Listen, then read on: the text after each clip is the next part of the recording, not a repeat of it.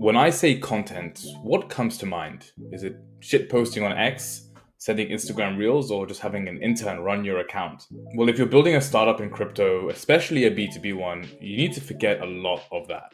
Because the type of content that shortens your sales cycles, builds your pipeline, and creates trust with the audience is something completely different. Hey, Ramsey here from Jello, and if you're building a B2B crypto product, content might just be your most overlooked growth lever. Not paid media, not influencer shills, organic, sales-focused content. And no, I don't mean TikToks or memes. I'm talking about a B2B content engine that builds your sales pipeline, nurtures your needs automatically, and builds trust between them and your product. In this video, I'm going to show you why content can create a compounding growth loop, what types of content actually work for B2B crypto products, how to repurpose smarter and not create more work for yourself, and how to turn your team into a content machine. So the first question we have to ask is, why is content such a big force multiplier? Well, there are three key reasons as to why content can be such a huge unlock for your B2B business. The first is that they build credibility at scale. And what do we mean by this? Your content can work for you. Every article, every demo, every YouTube video, every single piece of audio content from a podcast can help build credibility without you having to work to build it yourself. As long as you have the right distribution, that content can be put to work for you.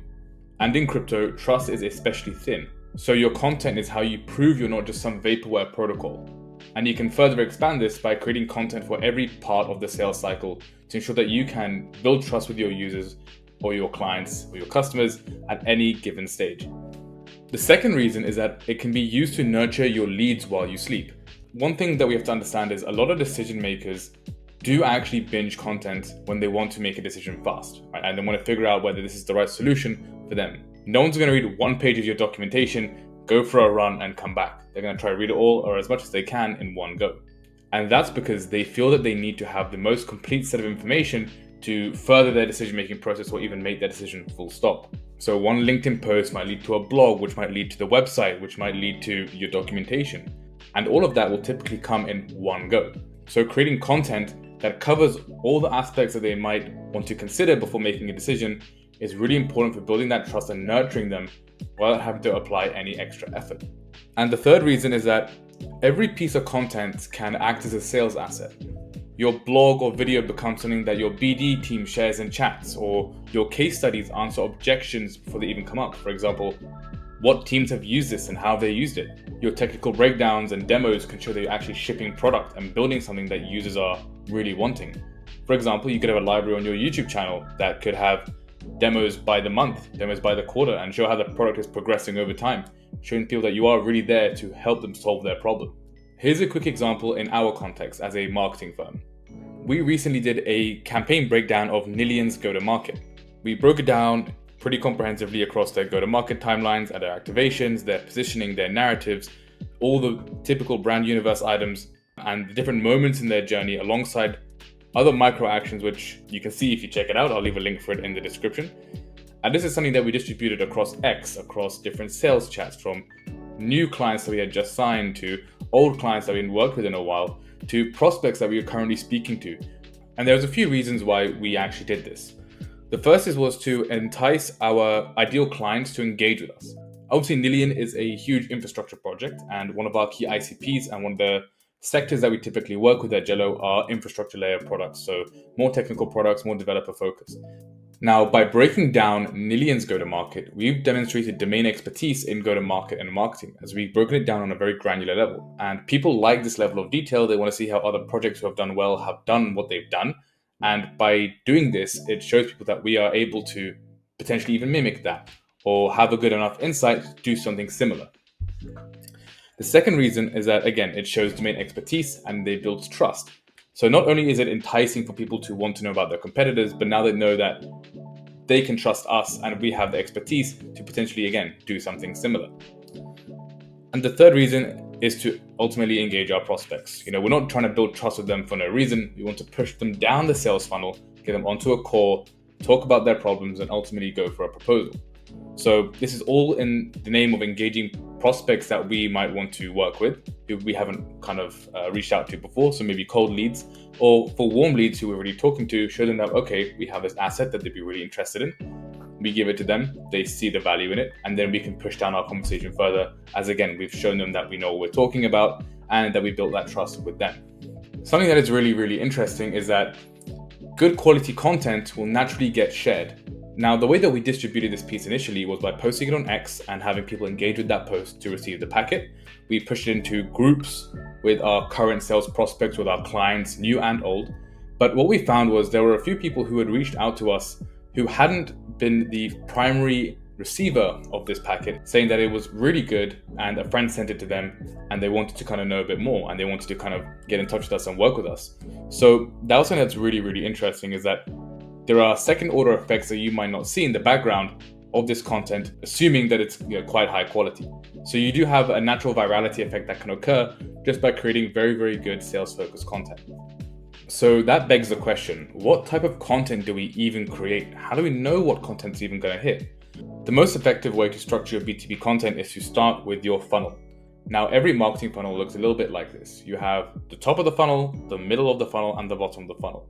And the top of the funnel is your awareness. So the content here should be used to cast the net as far as possible, to engage as many people as possible and drive awareness for your product or your brand. The middle of the funnel is where people consider solutions. So at this point, they might know that they think you're a viable solution and they're just considering whether it's between you or someone else. The goal there is to move them to the bottom of the funnel, which is where they make that purchase decision. So at this point, they just really need to know, hey, is this exactly the right solution for me? Are these the right team that we can work with? Can we trust these guys? Can we trust their product? Is it going to solve my problem? And if you answer kind of those second 2 points, you're going to be hitting a lot of conversions. So in light of that, when we look at the top of the funnel, content like thought leadership, like looking at your social media, looking at your SEO, and potentially even generative engine optimization like AI SEO is going to be the new wave of that. And free mini tools, for example, these websites that do free PDF converters. Their product isn't the free PDF converter, but it brings you to the site and then you can see all the other tools that they have.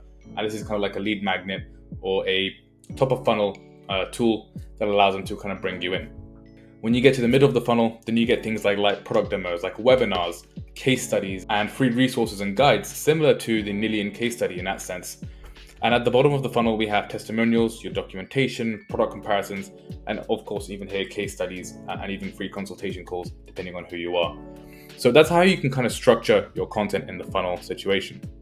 Now, using the funnel as your core structure, you can target content at each stage of that buyer journey to ensure that you have content that's able to nurture and push those prospects through each part of that stage of the funnel. And that's really important because you want to provide the least amount of friction from top of funnel to bottom of funnel as you can. And again, this can all be facilitated or supported by content. Now, of course, we've just seen a lot of content, and actually that's not even the full set of the content universe that you can create. And a lot of people will say, yeah, that's a lot of content to create for a small startup. But here's the thing, it's not all about how you create your content. It's also about how you repurpose that content. And we like to use the term content waterfall. And what this really looks like is you're taking a hero piece of content to a main piece of content, and then creating and distributing content around that in the most effective way possible. Let's take this video, for example. This video could be my hero piece. So taking that video and turning it into an article. And then we can put those articles across X, across our native blog, across Medium and Substack. We can then break that content down further into X short forms, threads, loads of different short form pieces of content that you can add design assets to change them up, change the hooks. All these different things can be done. And then maybe we have clients on Instagram, so we might put it on Instagram too, or TikTok, or whatever might have you. And on the other side, from the video itself, we could clip it up. Again, put it onto X, different hooks, different editing styles. Put it onto TikTok, same thing. Put it into Telegram, on our Telegram newsletter channel. So these are different ways that you can take one piece of hero content and break it down into multiple different pieces of content. And actually in this case, we will be breaking it down into an article. You will probably see clips of this on Twitter, on YouTube Shorts even. And you'll definitely see stuff in my Telegram, which I'll leave a link to in the description below. So you will see us breaking this down from one hero piece of YouTube content, this long form video, and repurposing it multiple times with different formats, with different hooks, in order to, again, push our distribution as much as possible without spending too much time or resources on creating more and more sales assets and content itself. Now, this is clearly for a service-based business, but if you are building a product, here's a little waterfall that I created, and you can mix and match it however you want. But let's say you're building automation software. You can have a hero piece of content like an ebook or a report about the 2025 Enterprise Automation Playbook. Obviously, just relaying how to set up automations or what the automation landscape looks like, whatever you want. And then you can break this down. This could be a whole ebook. It could be 25 pages. It could be 50 pages.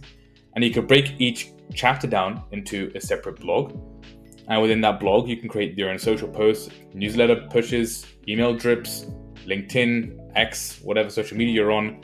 And then again, you can create videos across all those different chapters, break it down into sales enablement content like one-pagers, slide decks, case studies, again, even demos if this is part of your product, and into more other media such as guest posts, LinkedIn ads, other ads, maybe even Facebook ads if you're into that. Now, what we're trying to show here is not necessarily a little playbook for a specific brand, but just showing you how you can take one piece of content, maybe what we would call a high effort or hero piece of content, and break it down into multiple smaller pieces of content, repurposing that content in a smarter way in order to hit different audiences on different channels, or hit different parts of the sales funnel, or hit different ICPs who might have different behaviors online. For example, you might have an audience on LinkedIn who cares more about more structured, more rigid content. But maybe there's an audience on Twitter who wants something a little bit more playful, and you could kind of create some more fun content out of that. And maybe there's an audience who prefers video, like people in your sales pipeline, and then you can kind of create content around that. So it's a lot easier to take one piece of hero content and break it down and repurpose that multiple times to improve your distribution in the most efficient way possible. Now, there is a flywheel here that you should be engaging with if you are a fast-moving team or a team who's scaling very, very hard. And this is your sales and content team feedback loop.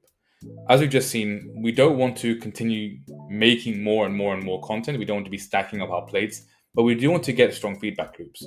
So with more content, we get more sales material.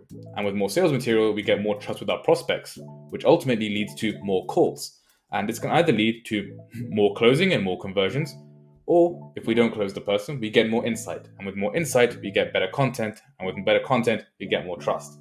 For example, if we have 100 sales calls and 60 convert, great, that's a very, very strong conversion, good for you. But out of those 40%, I'm sure we encounter lots of objections. So within those objections, we can figure out, okay, why did people reject the product? Was it anything on our side that we can change? Is it something that they wasn't clear to them about the product? Well, let's have that insight. Let's put it into content and figure out how we can create content to overcome that objection. And then again, push it back into our content system so we can handle those objections without ever having to deal with them up front. And this is a really nice feedback loop that I recommend everyone put in. We have our sales team and our content team talk to each other. And it's really, really important that this happens, because otherwise you're not going to be able to nurture your leads in the most efficient way possible. And again, these pieces of content don't have to be blogs or articles. They can also be landing pages. They can also be videos and demos.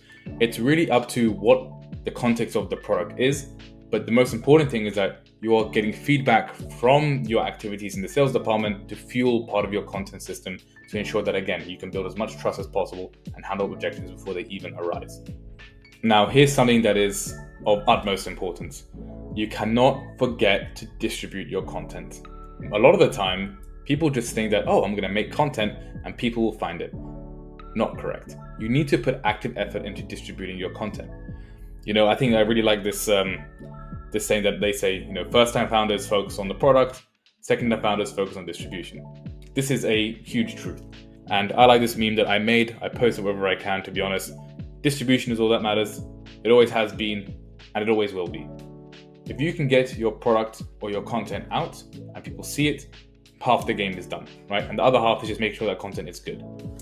Because a product or a piece of content that is fantastic and amazing and solves all the issues or answers any queries but doesn't get seen by anyone is useless compared to a product that does half the job or a piece of content that does half the job but gets seen by everyone who you want to see it. So don't forget to distribute your content. Now, how might you do that? Well, you can look at different hooks, look at different formats as we spoke about, repurpose that content and repost it. I mean, we're going to be going through our cycle of content and clips, and we're going to probably be reposting those that did well, repurposing content that did well, and reformatting content that did well with different hooks and different styles in order to recapture that audience and maybe find new audiences that could benefit from this content too. So those are just a few ideas of how you can redistribute that content. Ultimately, what you're looking to do is build surface area for discovery. If you're posting on Twitter and you can post to LinkedIn without any extra marginal effort or very little marginal effort, do it. It's fine. The aim of the game is to basically create as much surface area for anyone to view your content. So a blog should be on your website, should be on your Substack, should be on your X. Now, when it comes to SEO and things like that, there are technicalities around this. If you have the option to add a canonical link to third-party platforms to show which piece of content is the original, always point it back to your website. If you want some help on this, I'm happy to give some advice on this. It's very, very simple, but it can be like a little bit finicky if you've never done SEO before. But the main purpose is push the content as far as you can, as wide as you can, because if no one sees it, it's not going to be helpful. Now remember, B2B content in crypto is not fluff. It's actually signal. It warms leads, builds trust, and opens doors when you're not in the room, and shows people that you're really on the ball in trying to build the best product possible. So if you want help building a content engine that fills your pipeline and shortens your sales cycles, whilst also aligning with your go-to-market, feel free to message me on Telegram at Yonko or book a call with the links in the description below. And as ever, if you enjoyed the video, feel free to like, comment, subscribe, and share it with anyone who you think will find it helpful, and we'll see you in the next one. Peace.